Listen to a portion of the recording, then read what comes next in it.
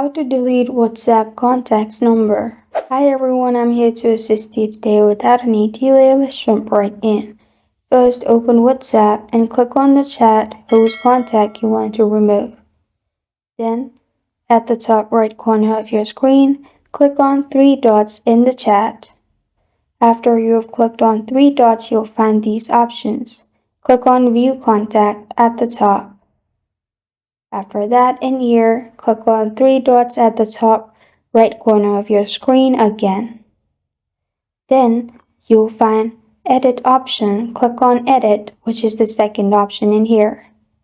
After you've selected Edit, again click on three dots at the top right corner of your screen. After you've clicked on it, click on Delete Contact. Press on Delete in here, and you're good to go. This is how to delete WhatsApp contacts number. Thank you for joining me today. If this video helps you out, please leave a like and subscribe for more. Got a question or want to suggest a topic? Comment below. Thank you for watching.